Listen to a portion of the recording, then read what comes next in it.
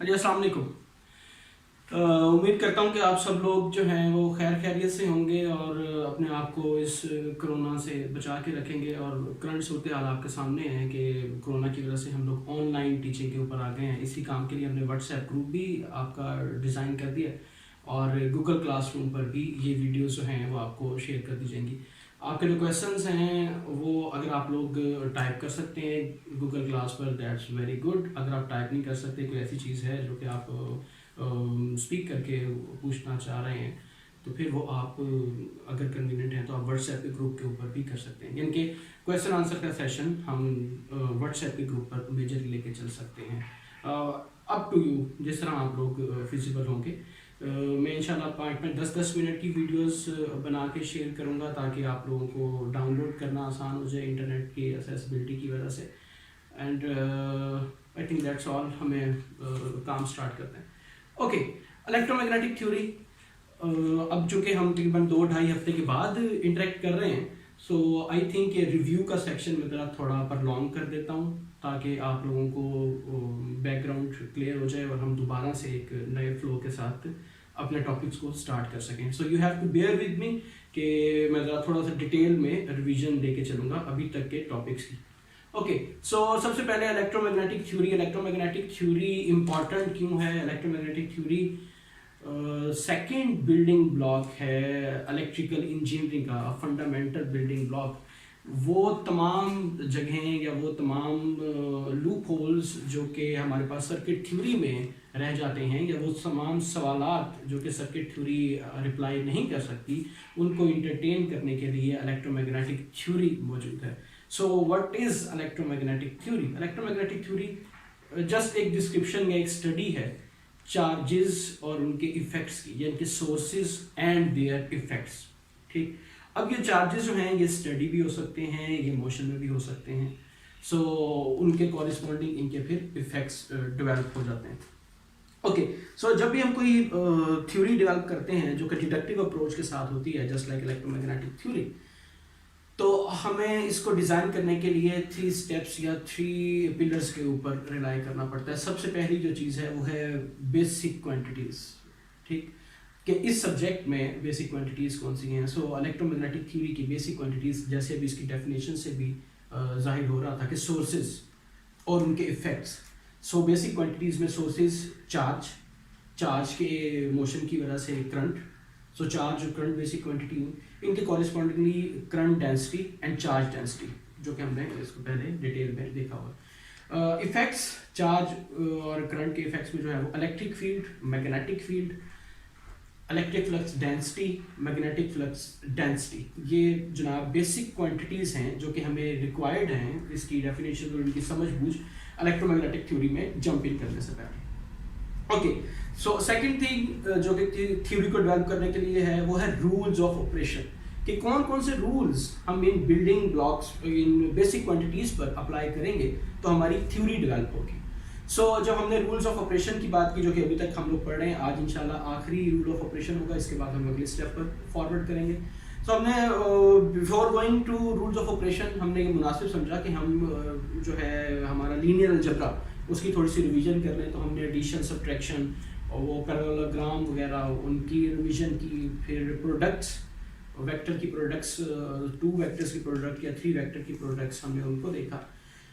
उसके बाद जो था हमारा इम्पॉर्टेंट चीज़ थी coordinate system, orthogonal coordinate system. Electromagnetic theory में या हमारे जो फिजिकल वर्ल्ड है, इसके अंदर बहुत कॉमन प्रैक्टिस ये है कि हमारी जो एक्सपेरिमेंटल सेटअप है वो किसी और कोऑर्डिनेट में है और एक्सपेरिमेंटल डाटा किसी और कोऑर्डिनेट सिस्टम में। मिसाल के तौर पर आपके पास जो सोर्स है वो हो सकता है कि वो एक कार्टेशियन कोऑर्डिनेट किसी और कोऑर्डिनेट सिस्टम में हो, लेकिन उसके इफेक्ट्स स्फेरिकल कोऑर्डिनेट्स जैसे हमारी अर्थ है उसके अंदर हो, यानी कि एंटीना एक बहुत बड़ी इसकी एग्जांपल है। ओके, सो इस तरह के प्रॉब्लम्स को इंटरेक्ट करने के लिए ये ज़रूरी है कि हम कोऑर्डिनेट सिस्टम्स की इंफॉर्मेशन लें और उसमें एक कोऑर्डिनेट से दूसरे कोऑर्डिनेट में किस तरह से हमने ट्रांसफॉर्मेशन करनी है, ये इंपॉर्टेंट चंक है। सो हमने कार्टेशियन कोऑर्डिनेट सिस्टम जिसके अंदर 3 रेक्टेंगुलर प्लेन्स होती हैं उनको स्टडी किया। उसके बाद फिर सिलेंड्रिकल कोऑर्डिनेट सिस्टम जिसके अंदर एक नॉन लीनियर जो है वो प्लेन आ गई थी, यानी कि एक एंगल आ गया था। और उसके बाद फिर स्फेरिकल कोऑर्डिनेट सिस्टम, जिसके अंदर जस्ट एक जो है वो हमारे पास लीनियर डायमेंशन है, लीनियर कंपोनेंट है, और बाकी दोनों एंगुलर कंपोनेंट्स हैं। इसमें एक और इम्पॉर्टेंट बात कोऑर्डिनेट सिस्टम में ये थी कि जब हम इसकी इंटीग्रेशन या डिफरेंशियल इंटीग्रेशन करने लगते हैं किसी भी कोऑर्डिनेट सिस्टम में, तो इंटीग्रेशन जो है वो डिफरेंशियल चेंज इन लेंथ की बात करता है। अब सिलेंड्रिकल और स्फेरिकल में दो या एक कंपोनेंट ऐसा है इररिस्पेक्टिवली जहाँ पर हमारे पास linear differential change in length नहीं है, तो नॉन लीनियर या एंगुलर कंपोनेंट को लीनियर कंपोनेंट में कन्वर्ट करने के लिए हम एक और टर्म यूज कर रहे थे जो कि मैटर थी, and you guys are well familiar till now कि सिलेंड्रिकल कोऑर्डिनेट्स में आर होता है और स्फेरिकल कोऑर्डिनेट्स में कैपिटल आर, और हम उसको आर को साइन या आर साइन जो भी आपकी कन्वेंशंस यूज कर रहे थे हम लोग वो यूज करते हैं। ओके, सो इस कंडीशन कोऑर्डिनेट सिस्टम के बाद जो हमारे रूल्स ऑफ ऑपरेशन स्टार्ट हुए थे, अभी तक हम डाटा इकट्ठा कर रहे थे रूल्स ऑफ ऑपरेशन पढ़ने के लिए। सो रूल्स ऑफ ऑपरेशन में हमारे पास ऑपरेटर्स, 3 बेसिक ऑपरेटर्स जो कि इलेक्ट्रोमैग्नेटिक थ्योरी में रिक्वायर्ड हैं वो हमने स्टडी किए, ग्रेडियंट, डाइवर्जेंस और कर्ल। ग्रेडियंट एक ऐसा ऑपरेटर था जो कि किसी स्केलर क्वांटिटी के ऊपर ऑपरेट करके उसको वेक्टर क्वांटिटी में कन्वर्ट करता था। मिसाल के तौर पर अगर मैं नॉन टेक्निकल एग्जांपल लूँ तो हमारे पास एल्टीट्यूड है या किसी जगह पर टेम्परेचर जो कि स्केलर क्वांटिटी है, लेकिन ये किसी डायरेक्शन में कितना वेरी करता है ये एक वेक्टर क्वांटिटी होगी। तो इस स्केलर से वेक्टर की जो ट्रांसफॉर्मेशन है ये करने के लिए हमें जो ऑपरेटर चाहिए वो ग्रेडियंट ऑपरेटर हो गया। अगर टेक्निकल एग्जांपल लें तो इलेक्ट्रिक पोटेंशियल, जिसको हमारे बुक वाले ने V से रिप्रेजेंट किया हुआ, वैसे कहीं कहीं पर उसको साई से भी आप देख सकेंगे, पोटेंशियल V या Sai whatsoever, it's just representation of a scalar quantity. जब आपको इस इलेक्ट्रिक पोटेंशियल को इलेक्ट्रिक फील्ड में कन्वर्ट करना हो, यानी कि सो वो ऑपरेटर जो कि किसी स्केलर क्वांटिटी को इलेक्ट्रिक क्वांटिटी में कन्वर्ट करेगा उसको हम ग्रेडियंट ऑपरेटर कहते हैं। इसके बाद डाइवर्जेंस की बात आई। डाइवर्जेंस हमारे पास flow of some vector quantity जो है उसको रिप्रेजेंट कर रहा होता था, और इसी से हम सोर्सेज की डिडक्शन भी कर सकते थे कि किसी जगह पर सोर्स मौजूद है या किसी जगह पर सिंक मौजूद है। ओके, अगर डाइवर्जेंस जो है वो पॉजिटिव नंबर है, ओके रिमेंबर कि डाइवर्जेंस जो ऑपरेटर था ये किसी वेक्टर क्वांटिटी पर ऑपरेट होता था और आंसर जो है वो आपके पास एक स्केलर नंबर आ जाता था। ठीक है, अगर ये नंबर पॉजिटिव है इट मींस कि यहाँ पर सोर्स है, अगर ये नंबर नेगेटिव है इट मींस कि यहाँ पर सिंक है, और अगर ये नंबर 0 है which is a very important case, तो इसका मतलब है कि ना यहाँ पर सोर्स रखा हुआ है ना यहाँ पर सिंक है, it's a source free place. Okay, so ये हमारे पास डाइवर्जेंस का ऑपरेटर था। इसके बाद थर्ड ऑपरेटर जो हमने यूज किया था that was curl operator. Physical life में हमारे पास ऐसे बहुत से फेनोमेनन्स हैं इलेक्ट्रिकल एंड नॉन इलेक्ट्रिकल जहाँ पर आपको रोटेशन नजर आती है। फॉर एग्जाम्पल वो जो आपके पास भगोला एक होता है, हवा के अंदर रोटेट कर रहा होता है, उसका एक फील्ड है। ठीक, इस तरह हमारे पास मैग्नेटिक फील्ड जो है वो रोटेट कर रहा होता है। हाँ, अगर आप मैग्नेट एक लें north to south, south to north, वो एक सर्कुलर रोटेटरी फील्ड बनता है। इस तरह के तमाम कामों को रिप्रेजेंट करने के लिए जो हमारे पास ऑपरेटर है उसको हम कर्ल ऑपरेटर कहते हैं। ठीक, डाइवर्जेंस ऑपरेटर जो है वो किसी सोर्स के फ्लक्स को या फ्लो की स्ट्रेंथ को बताता है, और जो कर्ल ऑपरेटर है वो किसी फील्ड की रोटेटरी या रोटेशन को डिस्क्राइब करता है। अच्छा, इसमें फिर इन्हीं दो डाइवर्जेंस और कर्ल की एक्सटेंशन पर हमारे पास दो बहुत इंपॉर्टेंट थ्योरम, डाइवर्जेंस थ्योरम और कर्ल का जो है स्टोक्स थ्योरम आ गया था। डाइवर्जेंस थ्योरम ये कह रहा था कि अगर आपके पास कोई वॉल्यूम है, ठीक है, स्फीयर है, आपके पास एक बॉल है, ओके, उसके अंदर आपके पास कोई फील्ड जनरेट होता है जो कि आउटवर्ड जाएगा, उस फुटबॉल से बाहर जाएगा। सो वो फील्ड कैलकुलेट करने के लिए दो तरीके हैं, या तो आप उस फील्ड का, लेट्स से वो फील्ड ए से रिप्रेजेंट कर रहे हैं, इसको आप पूरे वॉल्यूम के ऊपर इंटीग्रेट कर लें, ठीक, इसके डाइवर्जेंस, इस फील्ड के डाइवर्जेंस को पूरे वॉल्यूम के ऊपर इंटीग्रेट करें, या फिर इस फील्ड को जस्ट बाउंडिंग सरफेस के ऊपर इंटीग्रेट कर लें। ठीक, तो बात एक ही हो जाएगी, आप अपने एक्सपेरिमेंट सेटअप और अपनी ज़रूरत के मुताबिक इनमें से किसी एक साइड को, राइट या लेफ्ट हैंड साइड को यूज़ कर लेते हैं। ओके, सिमिलरली स्टोक्स थ्योरम ये कहता है कि अगर आपके पास किसी सरफेस के ऊपर कोई फील्ड है जो कि रोटेटरी फील्ड है, रोटेशन में है, तो बजाय इसके कि आप उसको उस सरफेस के ऊपर कैलकुलेट करें, उस फील्ड का कर्व या उसकी रोटेशन पूरी की पूरी सरफेस के ऊपर जो है वो कैलकुलेट करना बिल्कुल वैसा ही है जैसे अगर आप उस सरफेस के इर्द गिर्द बाउंड्री, जिसको हम कंटूर कहते हैं, उसको फाइंड आउट, उसके अक्रॉस, फॉर एग्जाम्पल बजाय से कि मैं इस पूरी की पूरी सरफेस के ऊपर, बोर्ड के ऊपर जो है वो मैं फील्ड कैलकुलेट करूं कि फील्ड किस तरह से रोटेट कर रहा है इधर इधर, मैं जस्ट इसके बॉर्डर के इसकी रोटेशन की जो है वो कैलकुलेशन करता हूँ, इनके इस फेस पर, फिर इस फेस पर, फिर इस फेस पर, फिर इस, और इस सबको ऐड कर दूँ। तो ये था हमारे पास Stokes theorem. Divergence of Stokes theorem के बाद हमारे पास जो थी वो नल आइडेंटिटीज आ गई थी। दो बहुत important parameters, rules of operation जो थे हमारे पास, कि अगर आपके पास किसी क्वांटिटी, किसी स्केलर क्वांटिटी का ग्रेडियंट और फिर उसका कर्ल, या जो हमारे पास टेक्निकल वर्ड्स हैं वो ये कि curl of gradient of a scalar quantity will be equal to 0। Okay, यहां से हमने कुछ इंपॉर्टेंट रिजल्ट्स निकाले थे। उसके बाद दूसरी इंपॉर्टेंट नल आइडेंटिटी थी कि divergence of curl of a vector is also equal to 0। So ये दो हमारे पास नल आइडेंटिटीज थी, और लास्ट टाइम हमने यहां तक ही काम जो है वो किया हुआ था। Okay, so next, before jumping to the third pillar, basic quantities, rules of operation, और उसके बाद जो थर्ड हमारे पास था फंडामेंटल पोस्टुलेट्स, अभी हमारे पास एक और रूल ऑफ ऑपरेशन जो कि बहुत इंपॉर्टेंट है वो रहता है, which is Helmholtz theorem. Okay, so our today's topic is Helmholtz theorem. Start कर जी। तो Helmholtz theorem, our last rule of operation, last important basic rule of operation जो कि आपके अंडरग्रेड लेवल के लिए इलेक्ट्रोमैग्नेटिक थ्योरी पे रिक्वायर्ड है, हेल्महोल्ट्ज थ्योरम।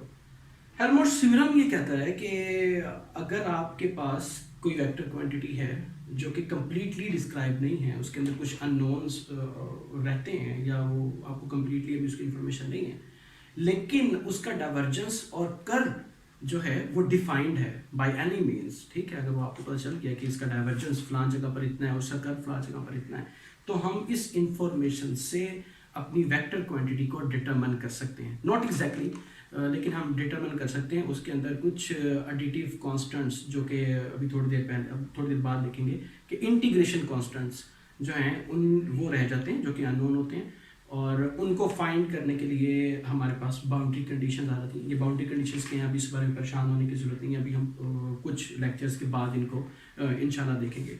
सो हेल्महोल्ट्ज थ्योरम में कहता है कि हम किसी भी वेक्टर क्वांटिटी को डिटरमिन कर सकते हैं अगर उसका डाइवर्जेंस और कर्ल जो है वो हर जगह पर डिफाइंड हो। अच्छा, अब ये एवरीवेयर का जो वर्ड है हर जगह पर, इसमें थोड़ा सा देखने वाली बात है। अगर तो जिस जगह जो आपके पास एक्सपेरिमेंटल सेटअप है ये इनफाइनाइट है, तो डाइवर्जेंस और कर्ल जो है वो वैनिश हो जाते हैं, ख़त्म हो जाते हैं जब हम इन्फिनिटी पर पहुंचते हैं। लेकिन अगर आपके पास जो ये सेटअप है आपका एक्सपेरिमेंटल रिस्पेक्टिव सेटअप, वो फाइनाइट है, तो उसमें फिर आपके पास डाइवर्जेंस और कर्ल के साथ एक और इम्पॉर्टेंट इन्फॉर्मेशन होनी चाहिए नॉर्मल कंपोनेंट की, जो कि हम काफ़ी दफ़ा प्रैक्टिस कर चुके हैं। किसी भी सरफेस के ऊपर normal component, outward normal component कौन सा होगा।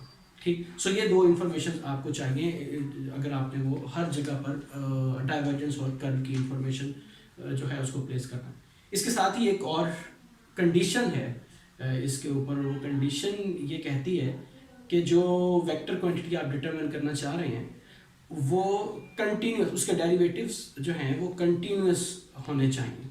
ठीक, और जो क्वांटिटी है वो भी फाइनाइट होनी चाहिए। खैर अभी हमारे लेवल पर, अंडरग्रेड लेवल पर जितने प्रॉब्लम्स हम इनकाउंटर करेंगे वो इन कंडीशंस को मेट करते होंगे। इनके फाइनाइट वाले पर हम चलेंगे, और जो दूसरी चीज़ है कि हम जो उसके डेरिवेटिव्स होंगे वो कंटिन्यूस होंगे और वेक्टर भी जो है वो भी फाइनाइट होगा। Anyways, back to the Helmholtz theorem. अच्छा, अभी हम देख रहे थे रिव्यू के सेक्शन में, लास्ट में हमने डिस्कशन की कि हमारे पास किसी फील्ड की दो तरह की स्ट्रेंथ्स हैं। एक वो फ्लो स्ट्रेंथ थी जिसको हम डाइवर्जेंस से देख रहे थे, और दूसरा हमारे पास जो थी वो उसकी रोटेशनरी स्ट्रेंथ थी, जिसको हम लोग कहते हैं कि फ्लो सोर्स और वॉर्टेक्स सोर्स, यानी कि रोटेटरी सोर्स। सो किसी भी वेक्टर को हम इन दो तरीकों से रिप्रेजेंट कर सकते हैं, यानी कि हम उसके डाइवर्जेंस और कर्ल की वजह से हम उसको हम किसी वेक्टर को उसके डाइवर्जेंस और कर्ल में डिकम्पोज कर सकते हैं। यहाँ पर अभी हम थोड़ी देर रुकते हैं और फिर वापस आएंगे। डाइवर्जेंस, हमने देखा कि हमारे पास कुछ ऐसे वेक्टर्स आए जिनकी डाइवर्जेंस जो थी वो जीरो थी, जिसको हमने फिजिकली ये बयान किया कि ना तो यहाँ पर सोर्स रखा है और ना ही यहाँ पर सिंक रखा है, या जितनी लाइंस ऑफ फील्ड यहाँ पर आ रही थी उतनी लाइन ऑफ फील्ड्स यहाँ से बाहर भी जो हैं वो जा रही हैं, coming inwards and outwards, coming in and going out जो फील्ड्स हैं उनकी क्वांटिटी बराबर है, तो that's why del dot A is equal to 0। इसको हम जो है वो सोलेनॉइडल के नाम से या डाइवर्जेंस लेस फील्ड के नाम से याद करते हैं। आपको जो भी आसान लगे आप उस तरह से उसको याद कर लेते हैं। आपकी बुक वाले ने सोलेनॉइडल का एस यूज किया है, अभी जो हम काम करेंगे तो इसीलिए मैं सोलेनॉइडल के साथ ही लेके चलता हूँ। दूसरी हमारे पास चीज़ थी कि ऐसे फील्ड्स भी हैं, ऐसी सिचुएशंस भी हैं जब हमारे पास रोटेशन किसी वेक्टर की वो जो है वो जीरो होती है। सो इसको हम इररोटेशनल कहते हैं या कर्ल फ्री कहते हैं। अगेन आपकी बुक वाला इररोटेशनल का आई जो है वो लेके चल रहा है सबस्क्रिप्ट में, तो मैं वहां से लेके चलूंगा। Okay, so back to the कि हम किसी वेक्टर को उसके इररोटेशनल और सोलेनॉइडल पार्ट में जो है वो डिकम्पोज या उसको हम सब्स्टिट्यूट करके लिख सकते हैं। सो अगर मैं इस बात को इक्वेशन फॉर्म में लिखूं, I plus f of s, ठीक, and remember irrotational means k del cross and solenoidal means okay, यानी कि इसका सॉरी डॉट जो है वो इसका 0 चल। ओके, अब मैं वन बाय वन अगर इस इक्वेशन में डाइवर्जेंस और कर्ल लूं तो लेफ्ट हैंड साइड, तो ये मेरे पास राइट हैंड साइड, ठीक। अब प्रॉब्लम ये आ गया कि मेरे पास ये बात चल रही, इस बात से ये क्वांटिटी तो होगी 0 और बाकी ये कोई नॉन जीरो होगा, लेट से हम उसको स्मॉल g कह देते हैं, ठीक। अगर ये g नॉन है तो फिर हम यहां पर ये लेफ्ट हैंड साइड निकाल सकते हैं। ये वाली जो आपके पास c थी ये डिफरेंशियल ऑपरेटर है ना, ठीक है, पार्शियल बाय पार्शियल समथिंग, ठीक। अगर मैं इसकी इंटीग्रेशन करता हूं तो मेरे पास सिर्फ ये वाला कॉम्पोनेंट रहेगा। अभी हम करके देखेंगे, मैं जस्ट अभी हिंट के तौर पर बात कर रहा हूं। ओके, एंड नोट इट कि जब मैं इंटीग्रेशन लूंगा तो यहाँ पर मेरे पास कोई कांस्टेंट ऑफ इंटीग्रेशन आएगा। ये वो कांस्टेंट ऑफ इंटीग्रेशन था जिसको हमने स्टार्ट में कहा कि उसको हम बाउंड्री कंडीशन से सॉल्व कर सकते हैं। सो अभी तक के लेवल पर हम जस्ट कांस्टेंट ऑफ इंटीग्रेशन को साथ लिखते जाएंगे। Okay, back to the topic. So मेरे पास del dot F of I is equal to G आ गया। एन इंपॉर्टेंट थिंग, मेरे पास जो नल आइडेंटिटीज है, नल आइडेंटिटी मुझे क्या कह रही थी कि अगर मैं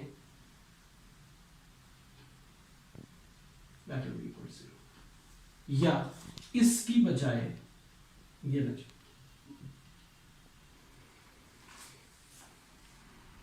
ठीक है। सो मीन्स कि F of I del cross A, am I right? शायद मैंने oh sorry, it was f of s, ये हम इसकी बात कर रहे थे ना, ये 0 del dot F of S जो है वो इक्वल टू 0 था, ठीक। सो ये del dot F of S यहाँ से 0 हो गया, F of S is equal to del cross A, ठीक। ओके, तो हमारे पास एक चीज तो यहाँ से ये वाली आती है। अगर मैं दोबारा से इसी इक्वेशन को लेता हूँ और this time del cross F लेता हूँ, del cross F of I, ठीक, राइट और लेफ्ट हैंड साइड पर मेरे पास आ। अगेन हम सोलेनॉइडल या एरोटेशनल फील्ड की डिस्कशन कर रहे हैं, तो मेरे पास del cross F of I is equal to zero this time. पहले मेरे पास डेल डॉट, पिछली इक्वेशन में del dot F of S zero हो गया था, इस दफा del cross F of S is equal to zero, ठीक। जबकि ये वाली क्वांटिटी नॉन जीरो है, so let's say it will be equal to this capital G, ठीक। जैसे हमने अभी उसका एनकाउंटर किया था, इस तरह अगर हम इसको देखें, del cross F of I is equal to zero, so first null identity del cross, ठीक है, F of I gradient of E, और यहाँ पर हम इलेक्ट्रोमैग्नेटिक्स के लिए यहाँ पे माइनस का साइन रखते हैं। ये माइनस का साइन यहाँ पे क्यों आ रहा है, इसके डिस्कशन पे, इसकी जो डिटेल्स हैं वो हम एक या दो चैप्टर्स के बाद, नहीं नेक्स्ट चैप्टर में जो है वो इंशाल्लाह देखेंगे। Okay, so F of I is equal to and F of S is equal to this.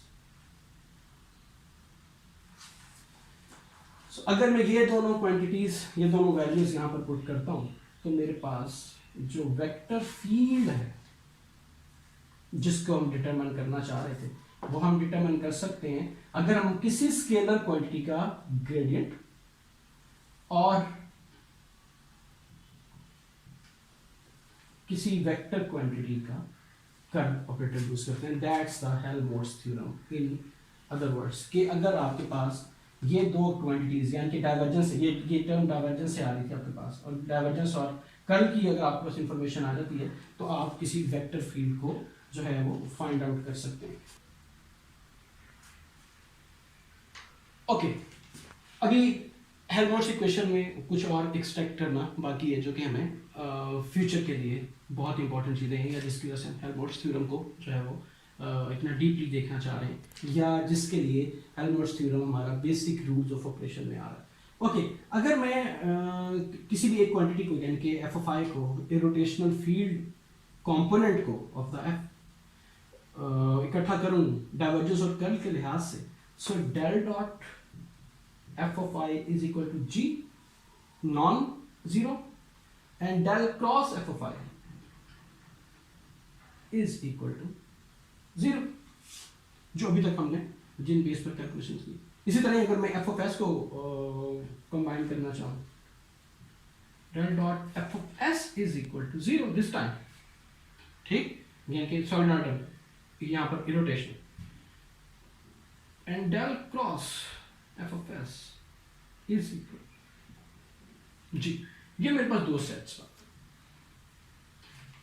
Remember, यार ये बात नोट कीजिएगा कि हमारे पास डाइवर्जेंस और कर्ल, हेल्महोल्ट्ज कह रहा है कि डाइवर्जेंस और कर्ल की बात आ जाए तो इट मींस टू। अब इन दोनों की इंफॉर्मेशन चाहिए, सो 2⁻², 4 कॉम्बिनेशंस मेरे पास बन सकते हैं। सिंपल सी बात बनी, या दोनों की वैल्यूज जीरो होंगी, या एक की वैल्यू जीरो होगी, एक की नॉन जीरो होगी, एक की वैल्यू नॉन जीरो दूसरे की जीरो, या फिर दोनों की नॉन जीरो होंगी, ठीक। सो ये जो दो आखिरी 3 केसेस हैं, ये हमारे अंडर डिस्कशन रहेंगे फॉर द फ्यूचर, यानी कि जब हम फंडामेंटल पोस्टुलेट्स को पढ़ने लगेंगे। ये वाला सेट ऑफ इक्वेशंस हमें बताएगा, ये बात हमें क्या कर रहा है कि मेरे पास कोई ऐसी जगह है जहाँ पर स्टडी फील्ड है, स्टडी इलेक्ट्रिक फील्ड है, लेकिन वहाँ पर सोर्स मौजूद है, चार्ज्ड रीजन के अंदर स्टडी मैग्नेटिक फील्ड। और ये वाला जो है रीजन मुझे ये बताएगा कि मैग्नेटिक फील्ड है, लेकिन मेरे पास सोर्स नहीं है, सोर्स फ्री रीजन के अंदर जो मेरे पास मैग्नेटिक फील्ड है। खैर अभी हम इसको देखेंगे, इस इंशाल्लाह it will be discuss in chapter number 3 और it will be discuss in chapter number 6। और जब ये दोनों वैल्यूज, यानी कि del dot vector and del cross vector will not be equal to zero, so ये हमारे पास बेसिक इलेक्ट्रोमैग्नेटिक की डेफिनेशन आएगी, जहां पर चार्ज सोर्स में time varying electric and magnetic field मौजूद होंगे। रिमेंबर यहाँ पर हम कहते हैं स्टडी इलेक्ट्रिक, यहाँ पर हम कहते हैं स्टडी मैग्नेटिक फील्ड होगा, स्टैटिक इलेक्ट्रिक स्टडी मैग्नेटिक लेकिन यहाँ पर हमारे पास वेरिंग इलेक्ट्रिक और मैग्नेटिक फील्ड होगा and we will discuss it in chapter number 7, यानी कि मैं अपने अगले टॉपिक के ऊपर यहीं से ही जंप कर रहा हूँ। ये जो हमारे पास डिस्कशन होगी, don't worry about it, just मैं कनेक्ट कर रहा हूँ। अब जब हम पढ़ेंगे तो डिटेल में पढ़ेंगे। इसको हम इलेक्ट्रोस्टैटिक, इसको मैग्नेटोस्टैटिक, और एज आई सेड इसको हम इलेक्ट्रोमैग्नेटिक कहते हैं। सो ये बात मैं भी इसलिए आपको बताना चाह रहा था ताकि आपको हेल्महोल्ट्ज थ्योरम की as a basic rule of operation अहमियत का अंदाजा हो जाए। ठीक, अब हम एक एग्जांपल कर लेते हैं इससे related and that's all for the today's topic, Helmholtz theorem. Okay,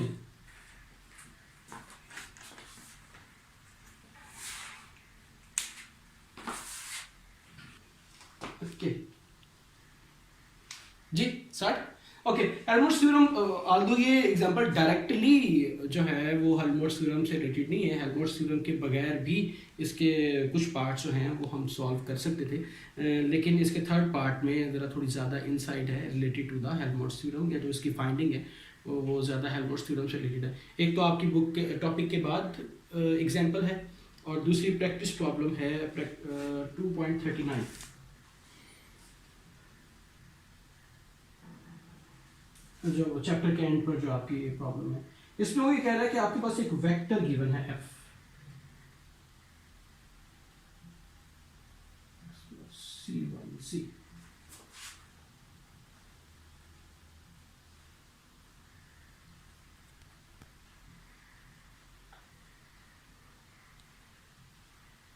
online class का एटलीस्ट ये फायदा है कि जब मैं बोर्ड की तरफ देखकर कर रहा हूँ तो मुझे तुम लोगों को जो है ना वो तुम लोगों को खामोश कराने की या ये कहने की जरूरत नहीं है यार सज्जाद ठीक हो जा। वैसे Sajjad is a nice guy, is a buddy, इसको मैं काफ़ी दफ़ा कह चुका हूँ, मेंशन कर चुका हूँ। हसनैन भी बहुत अच्छा, फरजोक, उसामा ठीक हो गया, बैठ जाओ, क्या मसला। ना स्पेशल सलमान यार क्या कर रहे मुझसे पूछो, जस्ट किडिंग।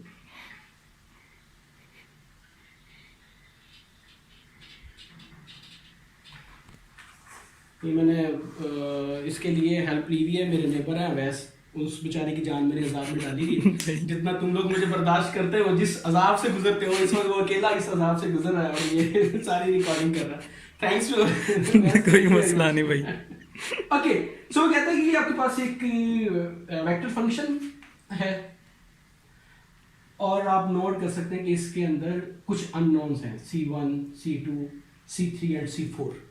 ठीक, अभी अगर आपको टॉपिक याद हो तो हम बात कर रहे थे हेल्महोल्ट्ज थ्योरम में हम किसी फंक्शन को डिटरमाइन कर सकते हैं। ठीक है, इनके अगर वो फुली डिटरमाइन नहीं है, जिस तरह इस वाले फंक्शन में हमारे पास कुछ अननोन्स हैं। ओके, सो इसीलिए उसने ये जो काम है ये यहाँ पर रखा हुआ है, हेल्महोल्ट्ज के बाद एग्जाम्पल रखी हुई। ओके, सो पहला जो टास्क है वो कहता है कि determine the constants C1, C2 and C3 if F is irrotational, del cross F is equal to 0। Irrotational के वर्ड से आपको ये वाली बात समझ आ गई। ठीक, सो इट मींस कि अगर ये वाला काम हो जाए, डेल क्रॉस इस फंक्शन का मैं कर लूं तो it should be equal to 0। Let's take curl of it. Okay, so अगर मेरे पास फॉर्मूला आ जाए a of x partial by partial y, ये जनाब आएगा मेरे पास z कंपोनेंट माइनस, और ये मेरे पास आएगा y कंपोनेंट। ठीक, ये ब्रैकेट इसके साथ जा रही है। ओके ठीक है, इसके अंदर वैल्यूज पुट करनी है हमें, A Y partial by partial z partial by partial x। ये आपके पास फॉर्मूला बुक के अंदर जो है ना वो लिखा हुआ है, plus A C partial by partial x partial by partial y। ठीक, खुद भी आप लोगों ने काम करना ना। अगर मैं ये वाली वैल्यूज यहाँ पुट करता हूँ और फिर इसका इनके पार्शियल डेरिवेटिव्स लेता हूँ, then del cross f will be equal to C3 plus 3 A Y में मेरे पास C1 माइनस वन ऊपर चला गया, ए जी में मेरे पास C2 माइनस जीरो रह जाएगा, ये कुछ ऊपर चला गया, that will be equal to zero, del cross F is equal to zero, so del cross F ये वाली सारी क्वांटिटी आई that is equal to zero, ठीक। इट मींस कि तीनों components will be individual components will be equal to zero, that's why addition of these three will be equal to zero। अगर मैं इस कंपोनेंट को इक्वल टू जीरो करता हूं C3 is equal to minus 3, ठीक हो गया, और C1 is equal to 1 and C2 is equal to 0, is it so जी? ओके, सो ये मेरे पास फर्स्ट पार्ट जिसके अंदर वो कह रहा था C1 C2 और C3 को फाइंड आउट करना। C4 की उसने इन्फॉर्मेशन दी एंड फॉर्चुनेटली जब आप इसको डिफरेंशिएट करेंगे C4 की टर्म वैसे ही खत्म हो रही है। ओके, सेकंड पार्ट में वो कह रहा है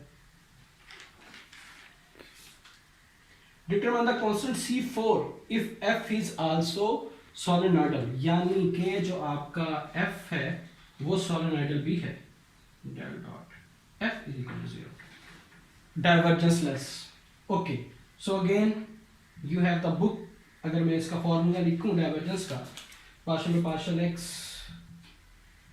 ax प्लस partial by partial y ay partial by partial az, तीनों क्वांटिटीज जब मैं पुट करता हूं ax ay और az की, सो मेरे पास 1 plus 0 plus C4 that is equal to 0। इसका डेरिवेटिव लिया, जब मैंने ax का डेरिवेटिव लिया विद रिस्पेक्ट टू x, यहां से 1 आया, ये टर्म 0। जब मैंने ay कॉम्पोनेंट का with respect to y derivative लिया, ये टर्म 0, ये टर्म भी 0, ये y कॉम्पोनेंट मौजूद नहीं। जब az का with respect to z derivative लिया, this term is equal to 0, this term is equal to 0 और ये टर्म C4 बना रही है, ठीक। सो यहां से हमें ये बात मिली C4 is equal to -1। Okay जी, अच्छा अभी हम सी पार्ट में जाने से पहले अगर ए और बी पार्ट की वैल्यूज को पुट करें तो एफ जो वेक्टर मेरे पास बन जाना चाहिए which is equal to X unit A Y, C2 is equal to 0, so ये वाली टर्म भी खत्म हो रही है, ये माइनस का 3z बन गया, जमा az x plus C3 minus 3y और C4 माइनस C। तो ये मेरे पास एक F वेक्टर आ गया, ठीक। यानी कि मैंने उसकी डाइवर्जेंस और कर्ल की इंफॉर्मेशन से वेक्टर फील्ड को डिस्क्राइब कर दिया, जो कि हेल्महोल्ट्ज हमें कह रहा था कि अगर किसी वेक्टर के डाइवर्जेंस और कर्ल की आपको इंफॉर्मेशन मिल जाए तो आप वेक्टर फील्ड को डिटरमाइन कर सकते हैं। ओके, अब हम मूव करते हैं सी पार्ट पर। Determine the scalar potential function v, इनके v फाइंड आउट करना है, means negative gradient equals to f। ओके, मैं पहले दो पार्ट्स जो है वो रेस करता हूं।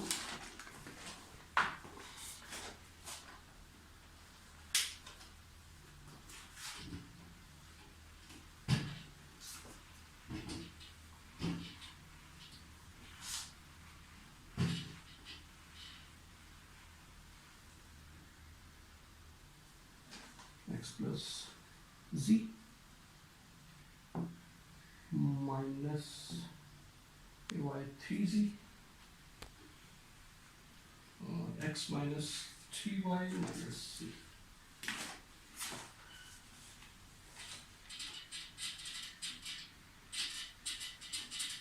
okay, minus ay plus x minus, ठीक है, ठीक, वही मतलब इनके माइनस ए बाई 3। ओके जी, ये हमारे पास फील्ड बन चुका है। अभी अगर जो ए और बी पार्ट से हमने वैल्यूज निकाली हैं वो अगर हम एफ में पुट करते हैं तो इस वक्त ये हमारे पास जो है वो वेक्टर फील्ड आ चुका है। अच्छा, थर्ड पार्ट ये कहता है कि determine the scalar potential v, scalar potential v whose negative gradient, determine the scalar potential v। Scalar potential का नाम उसने भी दिया, स्केलर पोटेंशियल का कोई भी नाम होता है, हमने स्टार्ट में बात की थी, साइन भी representation. Okay, scalar potential V find out करना है आपने, whose negative gradient and negative gradient equals F okay. F क्या है, ये वाला। सो इट मीन्स अगर मैं इस फंक्शन को, इस ऑपरेटर को एक्सपेंड करूं, माइनस ग्रेडियंट की वैल्यू लिखूं यहां पर,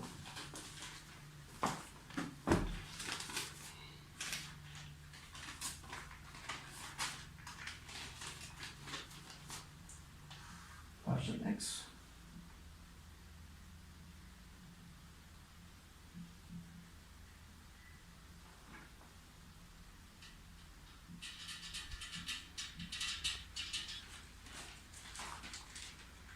ये मेरे पास इस ऑपरेटर को अगर मैं एक्सपेंड करता हूं तो मेरे पास ये वाली वैल्यू आ जाती है।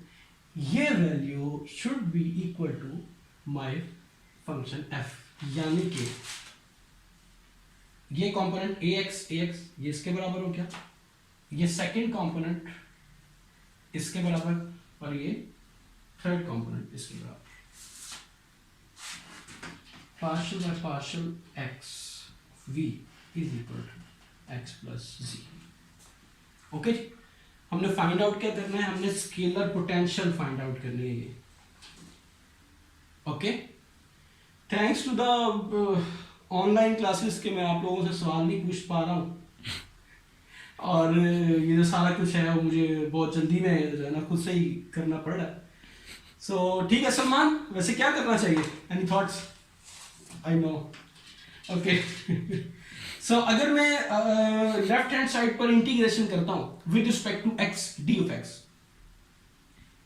लाइक दिस, ठीक, तो मेरे पास v की वैल्यू आ जाएगी, लेकिन मुझे राइट हैंड साइड पर भी इंटीग्रेशन करना है। ओके, सो अगर मैंने ये इंटीग्रेशन की, v आ गया v with respect to x, ठीक है, ये हम यहां पर निशानी रख लेते हैं।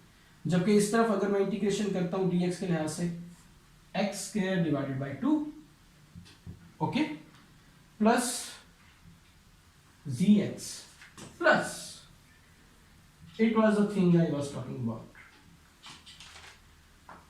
अब हम एक फंक्शन को, ये v आ गया, इसका ग्रेडियंट रख के हम वापस एक फंक्शन डिटरमाइन कर सकते हैं, लेकिन उस फंक्शन के अंदर खामी या कमी क्या रह जाएगी, वो ये कांस्टेंट ऑफ इंटीग्रेशन है, जिसको मैं स्टार्ट में बात की थी कि हेल्महोल्ट्ज़ थ्योरम ये कहता है कि हम किसी फंक्शन को कंप्लीटली को डिस्क्राइब कर सकते हैं अगर डेरिवेटिव और इंटीग्रेशन मौजूद हो, लेकिन कुछ कांस्टेंट ऑफ इंटीग्रेशन वहां पर रहते होंगे, ठीक, तो ये वहां पर कांस्टेंट ऑफ इंटीग्रेशन आ गया।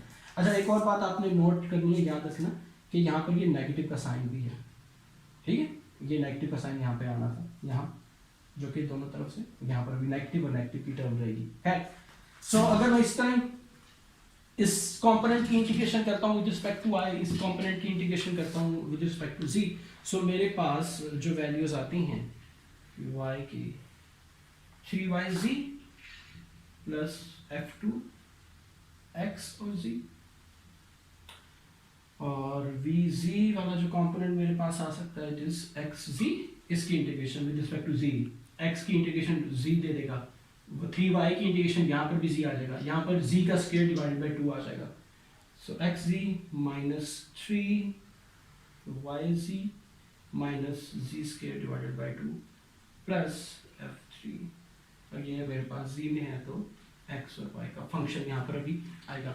हाँ जी, अब ये जो वैल्यूज हैं f1 f2 f3, ये जब मुझे मालूम हो जाएगी, ये कब मुझे मालूम होगी, जब बाउंड्री कंडीशंस में यहाँ पर अप्लाई करूंगा, जो कि अभी हमने नहीं पढ़ी हुई, तो फिर मेरे पास v का फंक्शन कंप्लीटली निकल आएगा, ठीक। अभी मैं इस सारे के f के इंक्लूडिंग v का फंक्शन निकाल रहा हूँ, माइनस माइनस माइनस किया तो मेरे पास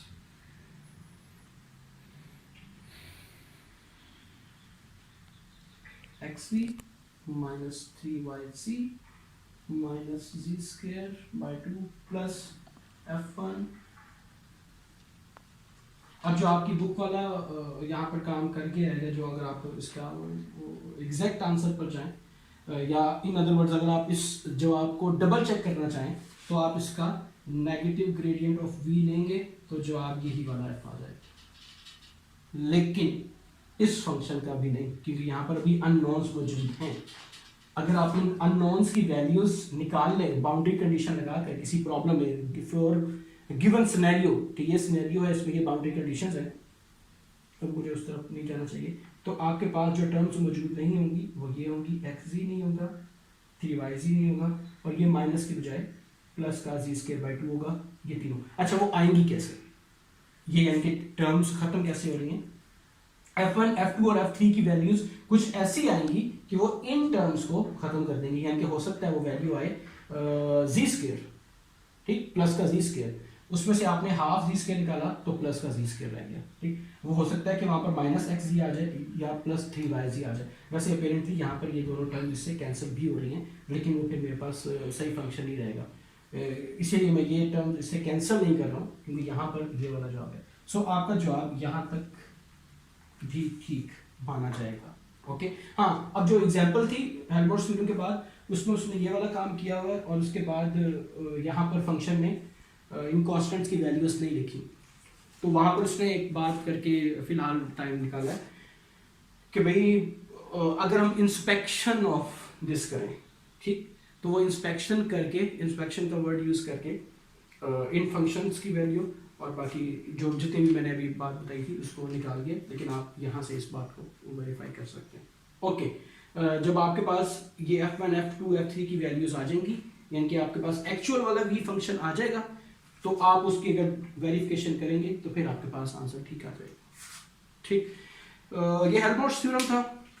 अब इसमें आपके जो क्वेश्चंस वगैरह हैं इस लेक्चर के बाद आप मुझे एड्रेस कर सकते हैं। अगेन, जैसे मैंने रिपीट की थी, मैंने पहले कहा था, रिपीट करता हूँ कि आप गूगल क्लासरूम पर ये मैं शेयर कर दूंगा, ये जितनी वीडियोस बनी, और आप गूगल क्लासरूम पर पूछ सकते हैं, या फिर मैं आपसे आप व्हाट्सएप के ऊपर पूछ सकते हैं।